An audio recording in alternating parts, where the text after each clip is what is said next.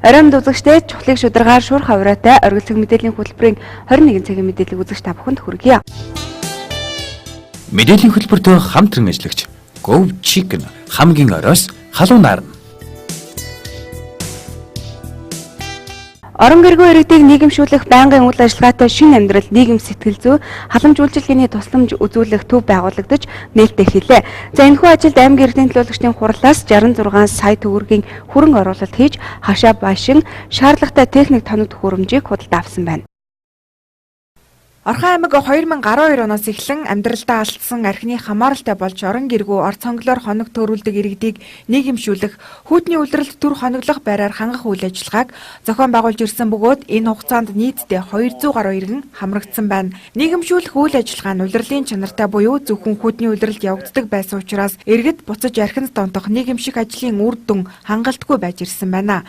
Иймээс орон гэргүй иргэдийг нийгэмшүүлж ажил хөдөлмөр эрхлэх боломжийг нээж жилийн 4 улиралд байнгын үйл ажиллагаатай шинэ амьдрал төв байгуулагдлаа. Энэхүү ажилд аймгийн эрдэнэ төлөөлөгчдийн хурлаас 66 сая төгрөгийн хөрөнгө оруулалт хийсэн байна. Аймгийн цагдаагийн газарт орон гэргүй гэж бүртгэгдсэн 36 иргэн, өршөөлийн хуулиар суллагдаж очих газаргүй байгаа 3 иргэн, архины хамааралтай гэж бүртгэгдсэн 300 орчим иргэний судалгаа байдаг байна. Шинэ амьдрал төвд хамрагдаж байгаа иргэдийн 98% нь архины хамааралтай юм байна. Энэ төвийн үйл ажиллагааг архитект мансууралтай тэмцэх ассоциац төрийн бус байгууллагаас хариуцсан ажиллагаар болжээ. Бид нар энэ хүмүүсээ бас нэг бие даан амьдрах чадвартай болоод сэтгэл санааны хувьд ч гэсэн тийм ээ бие махбодын хувьд ч гэсэн өөрийн гэсэн орлоготой болоод ингээд ирсэн тохиолдолд бид нар арга гэртэй холбогдсон тийм хүлээлгэж өгөх. Тэгээд ажил төрөлд оруулах мөн босод төрийн байгууллагатай хамтраад хөдөлмөрийн хилцсүүд байна шүү дээ тийм хөдөлмөрийн хилцсэнтэй хамтраад ажил төрөлд оруулах. Тэгсэн дараагийн хүмүүсээ бас хүлээж авах. Ер нь бол нэг хүн 3 сар орчим байрлах тийм боломж бол байх. Ордны жилүүд болохоор ерөөсөө өвлийн хүүтний эд хүүтний 3-4 сар л байрлуулчаад өдөрт нэг хоолтой. Тэгээд өнөө хавар дулаархаар санхүүжилт энтерн зогсоод туризм байраар явдаг гэсэн учраас яг хүмүүс маань буцаад яг гарчдаг гэсэн. Удамдаа гарчдаг. Тэгээд өнөө энэ дэр чинь хүмүүс маань яг эд өнөө ажил эхэлж явах үеэр ч юм ингээд гарчдаг болохоор өдөрлийн чанартай ажил эхэлж явах үеэр гарчдаг болохоор буцаад тийм боломж байдаг учраас яг өвдөнгөө байдаг гэсэн байна. Гэхдээ одоо бол ингээд байнгын үйл ажиллагаатай болсон учраас бол хамгийн хэмжээнд нэг архины хамааралтай гэсэн 300 орчим иргэн бүртгэлтэй байдаг. Эдгээрээс яг эмнэлгийн байгууллагаар дүгнэлтэнд гараад архин донтох өвчтөө гэдэг онш тавигдаад ингэж эмчлэгдэж байгаа нэг 120 орчим иргэн байт юм аа. Энэ хүмүүсийг бид нар бас энэ архины хамаарлаас нь холдуулах, сэтгэл заслын болон биеийн эмчилгээ хийх. За тэгээд нийгмийн тусдаа хөдөлмөрт татчих оролцуулах, өөрөө өөрсдийгөө ингэж ариун цагаан хөдөлмөрөөрөө бас амьдрах нөхцөлөө бүрдүүлэх энэ татчих оруулахын төлөө аймгийн цагдаагийн байгууллагууд бүх болцоотой бүх юмараа ингэж ажиллаж байгаа юм. Шинэ амьдрал нийгэм сэтгэл зүй халамж үйлчилгээний төвийн санхүүжилт нь хандив тусламжаар болон дулааны улиралд энд блок тоосхны цех ажиллуулж эхэлснээр санхүүжилтээ бүрдүүлэх боломжтой болно гэж харж байна. Шинэ амьдрал нийгэм сэтгэл зүй халамж үйлчилгээний тусламж үзүүлэх төв нь 30 хүн хүлээн авах хүчин чадал бүхий байртай. Энэ сэтгэл зүйн зөвлөгөө сургалт явагдахаас гадна хөдөлмөр эрхлэх боломжийг бүрдүүлж өгсөн байна. Тухайлбал блокны тоног төхөөрөмж, шавар зуурдаг машин, суурин хөрөө рам бүх төрлийн үйл ажиллагаанд хэрэглэгдэх цахилгаан багаж хэрэгслүүд байгаа учраас иргэд ажиллаж хөдөлмөрлөж амьдрал ахуйгаа дээшлүүлэх боломж бүрэн байгаа гэдгийг хэлж байна. Шинэ амьдрал төвд 25-аас 65 хүртэлх насны иргэд хамрагдаж байна. За хөдөлмөр аялалгүй ажиллагааныхын заавар туршлагыг хэлж өгөөд тэгээд энд бас морин хуур хийдэг, модоор мужаан хийдэг янз бүрийн хүмүүс ирсэн байгаа л да. Тэднэрт нэг нь нөгөөдөө зааж өгөөд нийгэмших хөдөлмөрийн ажлын байртай болох тийм боломж бол бүрэн хангагдсан байна. Бас ажилгүй. Одоо манайх тэгээд хавраас нэг ажил зогсоолох юм билээ. Тэгэхээр тэрэнд нь хамрагдаад би ихт өөр бол гагнуурч юм л дээ. Тэр мэргэжлэр ажиллаа юм. Одоо энэ манай энэ байгууллагууд үнэхээр сайхан байна. Миний бол сэргэлт өндөр байна. Тий. Одоо цаашд бол энэ чинь ингээл амьдрын, ажиллана. Алхнаас гараад ингээл сайхан амьдрахын төлөө явж байгаа. Би гагнуурч байсан. Би өөрөө 40 байсан. Би гогны 21-д байсан маа. Дагуу салаад ингээл гадуур явж байгаа. Архинаас болж амьдралаа авсан маа.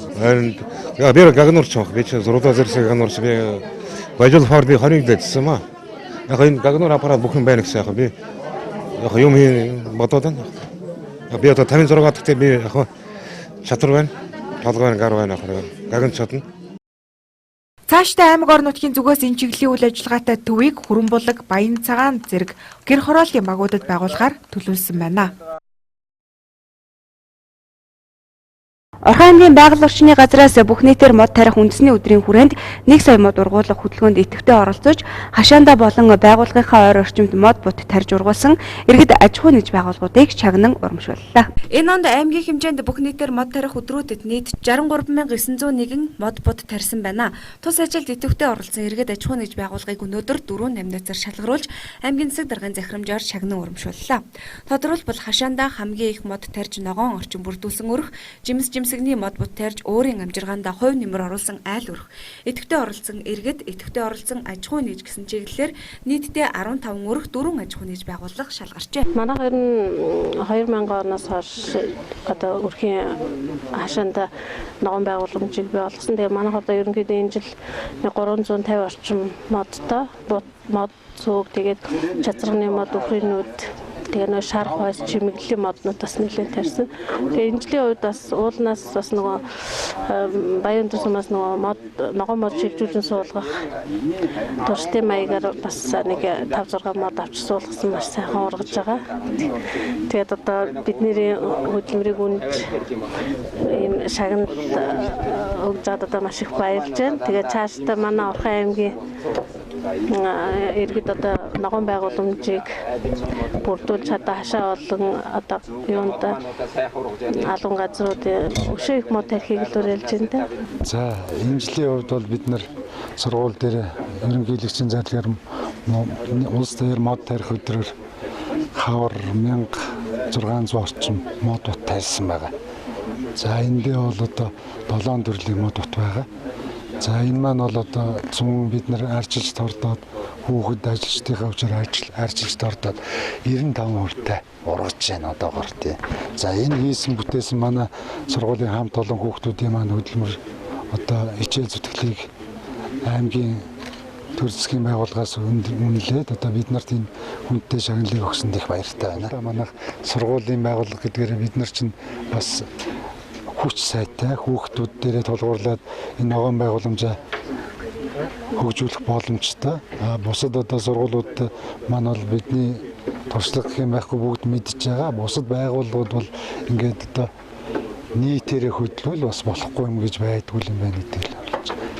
Үүний дайламд хэлэхэд бол одоо манай сургууль энэ жил сургуулийнхаа одоо зорилго болгож дэвшүүлсэн эко сургууль болно гэсэн зорилттой ажиллаж байгаа. Зорилготой ажиллаж байгаа. Энийг зарласан байгаа аймгийнхаа хэмжээнд эко сургууль болоход ажлаа зарласан байгаа. Ингээд цаашдаа бол одоо улс орон даяар энэ эко сургуулийн сүлжээнд холбогдож хамтарч ажиллана гэсэн ийм бодолтой байгаа да. За миний хувьд бол нэгдүгээр мэрэгжлийн хүн. Би ой инженер мэрэгжилтэй. Монголын овгон ой инженер гэдэг нэг. Тэг яг энэ өөрийнхөө эзэмшил мэрэгчлэр би 48 дахь жилийн ажиллаж байна. Тэгэд миний хувьд бол одоо тэтгэвртэй гараад 10 оноос унган байгаль нөхөрлөл гэдэг энэ Баян дээр уулны ард талд байгуулсан 400 га газар хариуцдаг. Тэгээ ойг нөхөн сэргийх, ойг хамгаалах, зүй зохистой ашиглах гэсэн юм үндсэн зорилттой ажилладаг. Тэгээ миний мод үржүүлгийн манай нөхөрлөлийн мод үржүүлгийн талбайд бол 12 төрлийн одоо нэг 20 мянган мод бот ургаж байна. Тэгээд ер нь төмөр ойн хортон шавж зөөс мод үлтгэл хийсэн энэ газруудын ойг нөхөн сэргийх гол ойн самтаа нөхөн сэргийх ийм гол зорилттой ингэж ажилладаг. Тэрний нөгөө талаар бол энэ хотын ногоон байгууламжийг нэмэгдүүлэхэд бас тарьсан модоо нэмэрлэх ийм зорилттой ажилладаг. Тэгээд сүүлийн 11 оноос 15 хүртэл сүүлийн 5 жилд би хотын ногоон байгууламжинд 22900 ширхэг мод бот олгосон байгаа. Энэ жилийн хувьд энэ сая мод тарих хөдөлгөөний үеэр бол 3600 мод нийлүүлсэн. Тэгээд ер нь энэ мод бот нийлүүлнэ ургуулна гэдэг бол зөвхөн мод тарихтай биш хамгийн гол нь ургуулахтай. Тэгээ манайхан ер нь модыг тариал нэг эхний 7 хоног нэг хагас дутуу услаад их л хайчдаг. Энээс болоод мод бол бүрэн ургаж чаддаггүй. Тэгээ хатаа шинждэг. Тийм учраас мод тарьж ургуулна гэдэг бол ерөөс нь ялах хөхөд арчлахтай ялгаа байхгүй. Тийм учраас заавар зөвлөгөө мэрэгжлийн удирдлагаар энэ мод тарьж байгаа хүмүүсүүдийг хангах, нийтийг энэ эко сургалтанд хамруулах зайлшгүй шаардлагатай. За энэ жилийн хувьд бол энэ сая мод тарих хөдөлгөөний одоо тэр салбар комиссд ороод 19 багт 400 гаруй хүнд сургалт явуулсан. Түүнчлэн энэ онд манай аймгаас байгаль орчин ногоон хөгжил, аялал жуулчлалын яамны байгаль орчны тэргүүний ажилтнан цолтон төрсөн бөгөөд аймгийн хэмжээнд төдийгүй улсын хэмжээнд үлгэр жишээ болох үзээр өөрийн хашаагаа тогтжуулж ногоон орчин бүрдүүлж чадсан Баянцагаан багийн иргэн банзрагчид байгаль орчны тэргүүний ажилтан цол тэмдгийг нь өнгөрөх 10 дугаар сард гардуулж өгсөн байна. Шагнал урамшуулал гардаа авсан иргэдийн зүгээс цаашид энэ төрлийн ажлыг сайжруулахын тулд үзэсгэлэнгийн үеэр худалдаалагдж байгаа мод бутыг тарьж ургуулахад мэрэгжлийн зөвлөгөө мэдээлэл өгдөг болох түүнчлэн нөхөрлүүдэд ч мөн арга зүйн тусламж өгч мэрэгжлийн хүмүүс ажилуулах шаардлагатай гэсэн саналыг илэрхийлж байлаа. Шагнал гардуулах ажлын үеэр ногоон байгууламжийг нэмэгдүүлэх ажлын хүрээнд аймгийн хэмжээнд хийгдсэн ажлуудын талаар мэдээлэл өгсөн юм. Тухайлбал энэ онд тарьц суулгацын үзэсгэлэн худалдаанд 24 иргэн аж ахуй нэгж байгууллага оролцож нийт 9.4 сая төгрөгийн борлуулалт хийгджээ. Түүнчлэн Эрдэнэт уулнаас Баянөндөр ууланд мод шилжүүлэн суулгах туршилтын ажил, Баянөндөр сумын гэр хорооллын 9 багт бичил цэцэрлэгт хүрээлэн байгуулах ажил зэрэг орж байна. Эрдэнэт хотын нүүр царай болсон 3 замын уулзварт нийт 5.3 км хамгаалалтын хашаа барьж 4900 ширхэг модыг тарьж ургуулах ажлыг хийсэн байна. Мөн энэ онд хийгдсэн нэг онцлог ажил бол бүх нийтээр мод тарих өдөр буюу 10 дугаар сарын 10, 11-ний өдөр мэндэлсэн хүүхдүүдийн нэрэмжит ойн төгөл байгуулах явдал юм а. Тус төгөлд нийт 7 хүүхдийн эцэг их мод тарьжээ.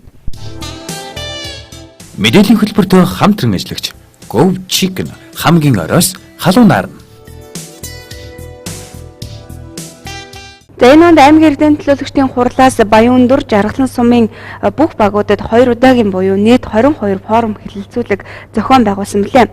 За уг хэлэлцүүлэгт оролцсон иргэдээс 500 гаруй санал гарсан байна. Эдгээр саналыг бодит ажил болгоход анхаарах үүргийг өнөөдөр аймгийн эрдэнэ төлөөлөгчдийн хурлаас аймгийн засаг даргын тамгын газарт өгсөн байна. За аймгийн иргэдийн төлөөлөгчдийн хурлын дарга төлөөлөгчид өнөөдөр засаг даргын тамгын газрын удирдлагуудад уулзлаа. Учир нь энэ онд тус хурлаас Баянөндөр Жаргалан сумын бүх багуудад 2 удаагийн буюу нийт 22 форум хэлэлцүүлэг зохион байгуулсан билээ.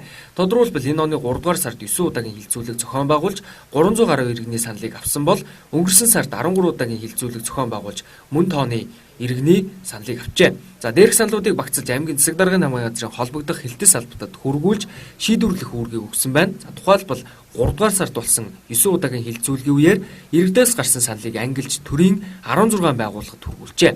Харамсалтай дээрх байгууллагуудаас 7 л иргэдээс гарсан саналын дагуу тодорхой ажил зохион байгуулсан гэж аймгийн иргэдийн төлөөлөгчдийн хурлын дарга Мегмар Сүрэн ярьлаа.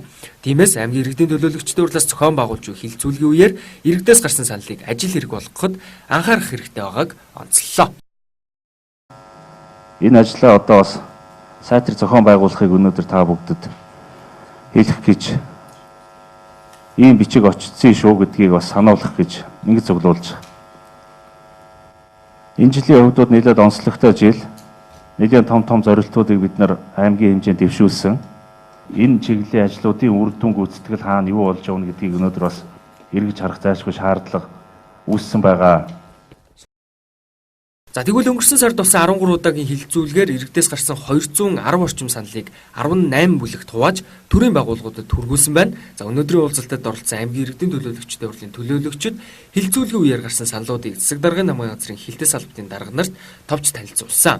За дээр дурдсан 13 удаагийн хэлэлцүүлгээр иргэдээс нийтийн тээвэр, цахилгаан хангамж, газар эзэмших өмчлөгтэй холбоотой асуудал олон гарчээ. Гол асуудал цаашдаа юунд анхаарах уу гэдэг дээр иргэд хөдөлмөрчд бол нэлээд ийм саналууд хэлжээ. Ялангуяа одоо уртын гол их залуу энэ чиглэлээр шинэ бий болсон багуудаар ялангуяа энэ мянганы замын дагуу уртын гол багуудаар тэр автобусны буудлын асуудлууд үйл зүүн одоо ингээд хөөхд гөгшин хөө ер нь хүмүүс ингээд автобус цугт одоо энэ буудлуудын асуудлыг шийдэхэд анхаараач гэдэг ийм асуудал. Хоёрдугаарт нь замын аюулгүй байдал дээр бас одоо маш сайн анхаармаар байна гэдэг ийм асуудлуудыг ярьж байсан. Гэр бүлийн ялангуяа их залуу varгуудаагууд бол одоо уг намагтай газар удамжны шавар шахаа гэсэн зүйл маш их ярьдаг. Гараад л одоо тэр ялангуяа зуны борооны үед хаврын шар усны үед бол маш их хэмжээний намаг шалваагтаа иргэд зарчхад явхад хүндрэ бэрхшээл байн учирдаг. Тэн дээр бас анхаарал нэлээд хандуулж өгнө.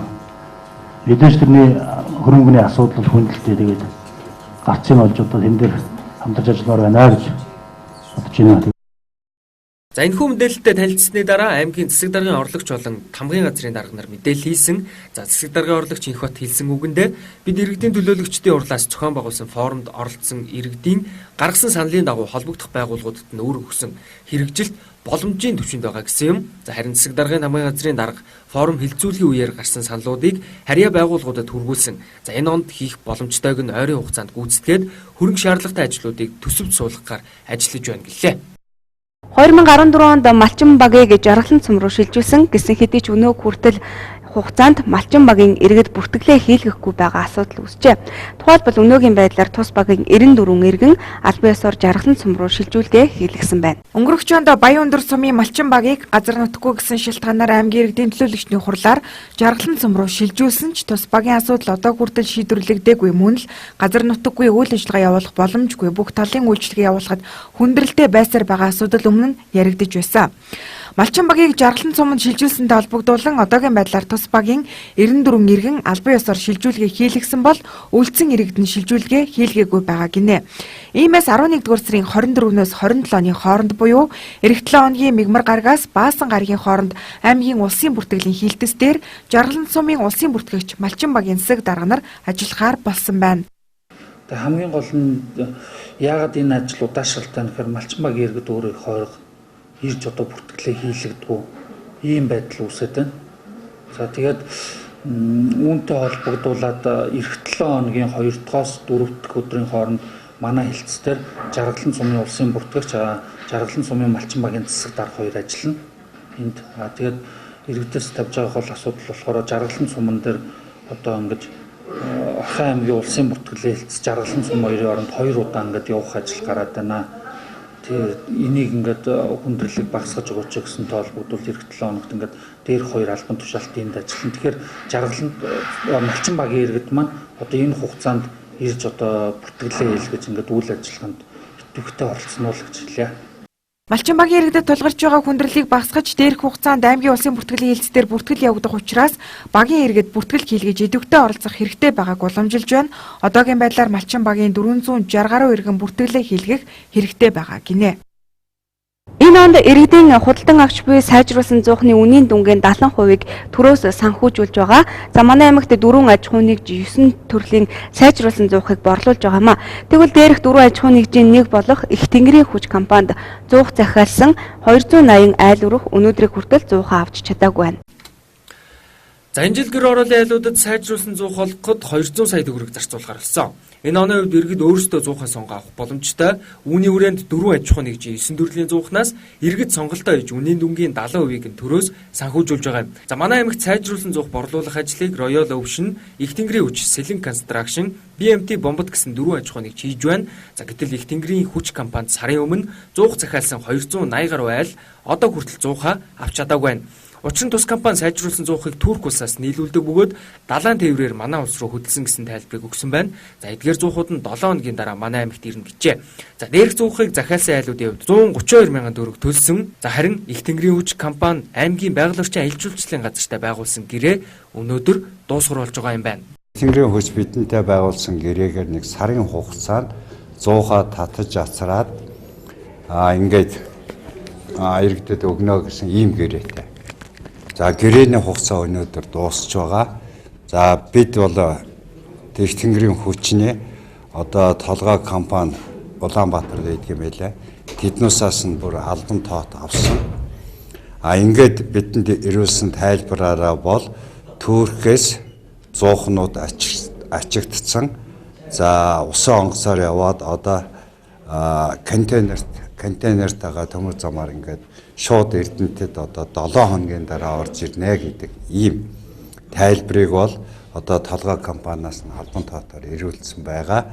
За энд байгаа салбарынх нь одоо ахлагчтай биднээс бас банкны холбоотой ингээд ажиллаж байгаа. За Их тэнгэрийн хууч өнөөдөр ингээд гэрээгээр биелүүлсэн үүргээ хугацаанд биелүүлээгүй учраас бид бол нэмэлт одоо 300 дахиж одоо иргэдэд олгох энэ ажилд бол их тэнгэрийн хүчийг оруулахгүй ассан байна. За энэхүү гэрээгээр хүлээсэн үүргээ биелүүлээгүй их тэнгэрийн хүч компанитай дахин хамтарч ажиллахгүй гэж байгаль орчин аялал жуулчлалын газрын дарга хэллээ. Учир нь энэ онд сайжруулсан зуух олоход зориулж батлагдсан хөрөнгөөс гадна иргэдийн оролцоогоор бий болсон хоримтлалаар нэмж 300 ширхэг зуух олохоор болсон байна. За үүнийг цагаанчулууд Наранбагийн айлуудад олгох бөгөөд нийлүүлэгчээр Royal Ocean компанийг сонгож гэрээ байгуулжээ.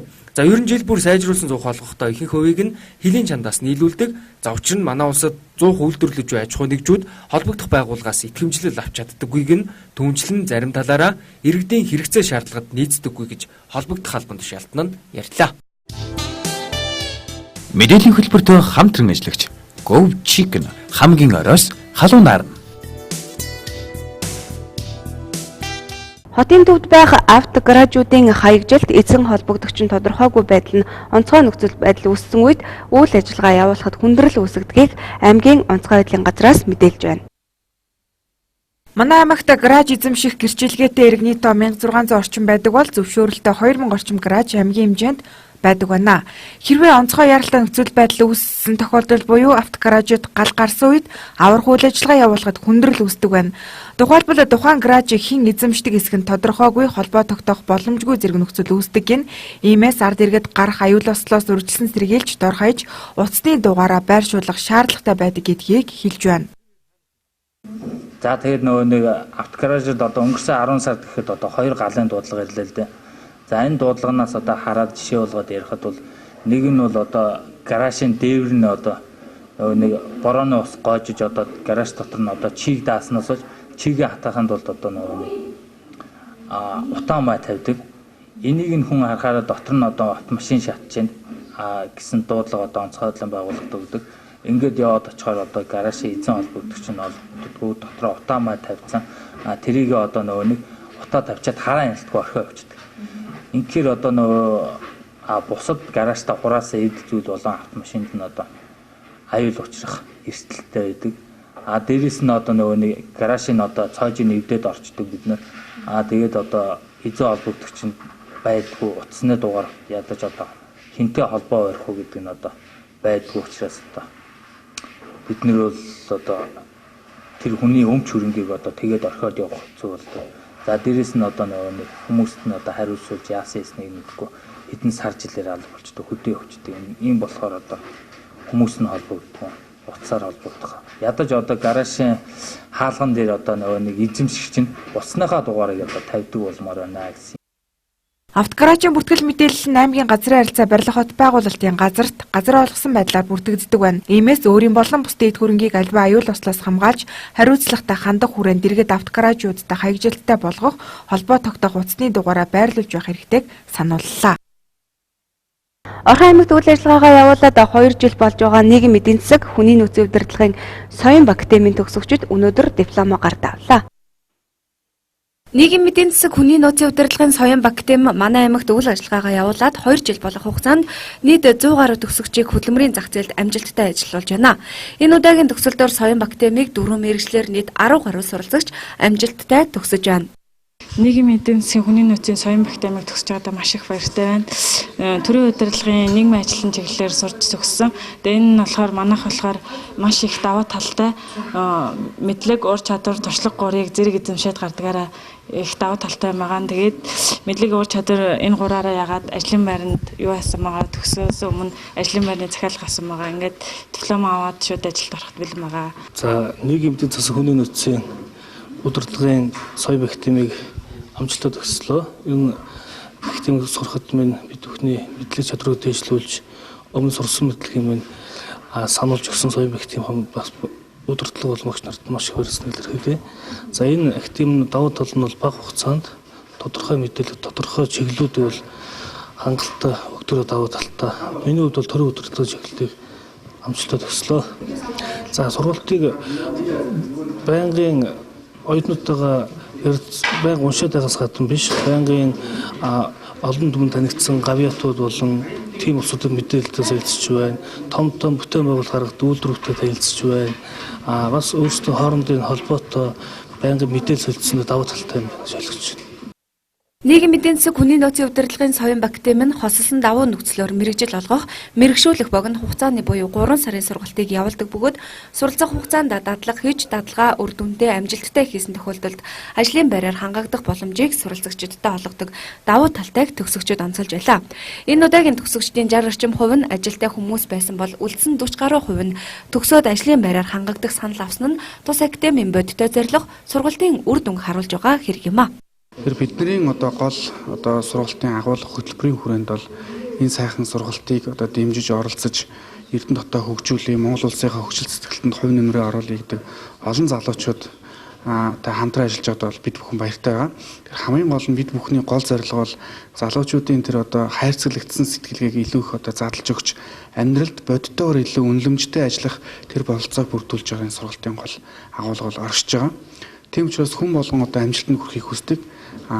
Хэдий боловч би яаж амжилтанд хүрэх вэ? Яаж зорилгынхоо нэг сэжүүрийг хатгаж явах вэ гэдэг тэр боломж нөхцөлд бол бас төөрцөн явах юм тохиолдол бол байдаг.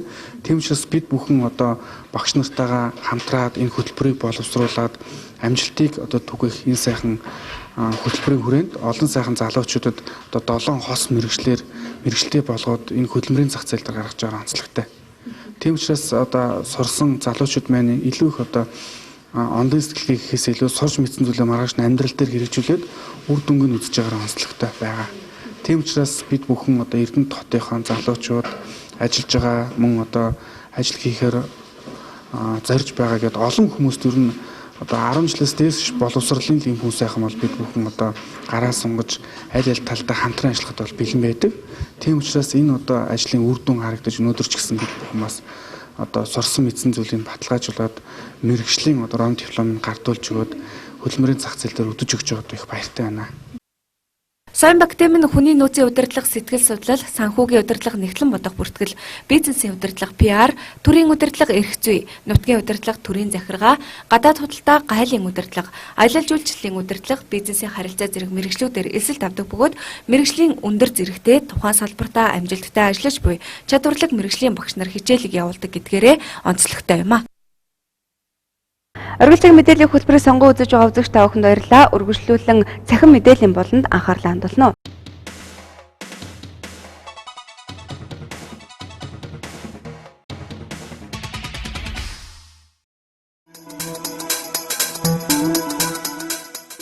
Эрүүл мэндийн спортын яам болон дэлхийн эрүүл мэндийн байгууллагын судалгаагаар Монгол улсын насан турш нийт хүмүүсийн 54%, 5 хүртэлх хүүхдийн 14% жингийн илүүдэлтэй тогтогдчихэ. Мөн өсвөр насны хүүхдүүдийн 12% жингийн илүүдэлтэй байна гэжээ. Жингийн илүүдэлтэй нийт хүмүүсийн 30% нь хүүхэд байхдаа жингийн илүүдэлтэй болж үүнээсээ хойш таргалдаг гэж дэлхийн эрүүл мэндийн байгууллагын мэдээлэлд дурдсан байна. За мөн жингийн илүүдэлд ороход эрүүл бус бэлэн хүнсний бүтээгдэхүүнийг их хэмжээгээр хэрэглэх, сахарын агуулмж ихтэй шингийн юм уух зэрэг нь нөлөөлдөг юм. Тэгвэл бага насны хүүхдүүдэд эрүүл мэндийн боловсрол олгосноор жингийн илүүдлээс сэргийлэх боломжтойг мэргэжилтнүүд санууллаа. Дэлхийн эрүүл мэндийн байгууллагаас хүүхдийн дараалалтай эрчимтэй төсөж бөгөөд тус байгууллагын төлөөлөгч профессор хэлэхдээ хүүхэд сургуульд ойрхон байдаг худалдааны цэгүүдээс эрүүл бус хүнс буюу түргэн хоол, чихэр ундаа зэргийг худалдаа авч ихээр хэрэглэдэг. Тиймээс эндээс эхэлж зохицуулалт хийх нь насан туршийн хойно хоол хүнсний дадлыг өөрчлөхөөс илүү үр дүнтэй. Өөрөөр хэлбэл хүүхдийн тархалтай тэмцэхийн тулд улс төрийн бодлого хуулийн зохицуулалт хэрэгтэй болжээ гэсэн юм. Эдийн засгийн хамтын ажиллагаа хөгжлийн байгууллагаас Монгол улсын авилгын эсрэг үйл ажиллагаанд хийсэн үнэлгээний тайлан болон өнөөгийн нөхцөл байдлын талаар танилцуулга хийлээ. Тайлангийн ихэнд хэмжээний эрдэс баялаг нээж илрүүлснээр эрчимдсэн Монгол улсын эдийн засаг, нийгмийн хурдцтай хөгжлөн засаглал, авилгын асуудлыг хурцдах болсныг онцлон тайлбарлалаа. Авилгын асуудалд анхаарал хандуулж шийдвэрлэхийн тулд Монгол улс авилгатай тэмцэх хууль тогтоомжтой шинжилэл хийж, улс төр дэх авилгатай тэмцэх үйл ажиллагааг тэргүүн зэрэгт тавих шаардлагатайг санууллаа. Ингэхдээ улс төрийн намын санхүүжилтийн хууль тогтоомжийг яаралтай шинжилж, хяналт тавих, төрийн албаны зөвлөлийг улс төрөөс ангид байлгаж, ашиг сонирхлын зөрчлийн хуулийг шинжлэх, мөн эрүүгийн хуулийн шинжилгэлийн хүрээнд авилгатай тэмцэх олон улсын стандартад бүр мөсөн нийцүүлэн заалт оруулах зэргийг зөвлөж байна. За 6 дахь удаага улсын хурлаар хилэлцэн батлагдсан өршөөл үзүүлэх тухай хуулийг олон дахин гаргахгүй байхыг Зүүн Европ, Төв Азийн авилгын эсрэг сүлжээнээс уриаллаа.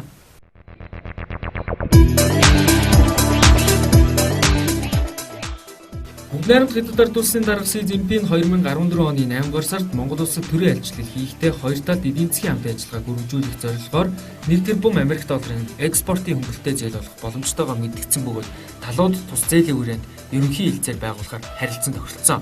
За Монгол улсын засгийн газрын 2015 оны 10 дугаар сарын 30-ны өдрийн хуралдааны 59 дугаар тэмдэглэл улсын хурлын эдийн засаг, төсвийн болон аюулгүй байдал, гадаад бодлогын байнгын хоруудын 2015 оны 11 дугаар сарын 4-ний өдрийн хуралдааны санал дүгнэлтийг үндэслэн Бүгд найрамд Хятад ард улсын засгийн газраас Монгол улсын засгийн газарт олгох 1 тэрбум Америк долларын зээлийг ашиглах тухай Монгол улсын засгийн газар болон Бүгд найрамд Хятад ард улсын экспорт, импорт банк хоорондын ерөнхий хэлэлцээрт гадаад иргэн сайдл хавс өрн 2015 оны 11 дугаар сарын 10-ны өдөр гарын үсэг зурж баталгаажуулаад байгаа ажээ.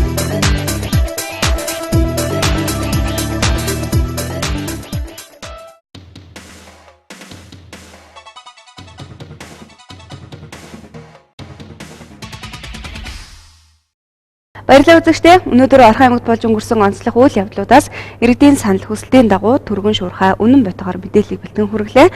Үзэгч та бүхэн хөтөлбөрийн төгсгөл дуусцаагүй орчны шинжилгээний албаас ирүүлсэн маргааш өдрийн цаг агаарын мэдээллийг хүлээн авч үзээрэй. Таны маргаашийн ажил үйлсэд амжилт хүсье.